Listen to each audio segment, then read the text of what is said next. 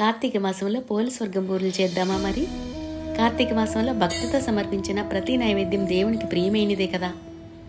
ఈ మాసం అంతా ఉపవాసాలు, దీపాలు, దానాలు అన్నీ పూర్తయిన తర్వాత ఇలా పోలి బూరెలు చేసి దేవునికి సమర్పించి ప్రసాదంగా అందరికీ పంచుతారు. బియ్యం, మినపప్పు కలిపిన రుబ్బు, బెల్లం పాకం, రవ్వ, పాలు, పంచదార, నెయ్యి, జీడిపప్పు, యాలకులు, నూనె, అంతే.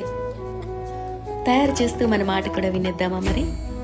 మా చిన్నప్పుడు అక్క పోలి స్వర్గం రోజు ఇలా బూరెలు ప్రసాదంతో చేసి ఊర్లో అందరికీ పంచేవారు. ఒకసారి నానమ్మ కార్తీక నెలలో అప్పన్నపల్లి వెంకన్న స్వామి గుడికి యాత్ర బస్సులో తీసుకెళ్లారు. అక్కడ పెట్టిన పులిహోర, ఈ బూరెలు, ఆ రుచి మరలా ఎప్పుడు ఎక్కడ నేను తినలేదు. ప్రసాదం బూరెలు ఎంత రుచిగా ఉంటాయా అన్నట్టు. అప్పటి నుంచి ఇష్టం కూడాను. మనకు తినాలనిపించినట్లయితే ఏ పండుగలు, పర్వదినాలు కానవసరం లేదు కదా.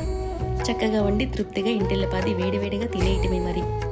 మరలా ఫ్రిడ్జ్లో భద్రపరుచుకున్నా.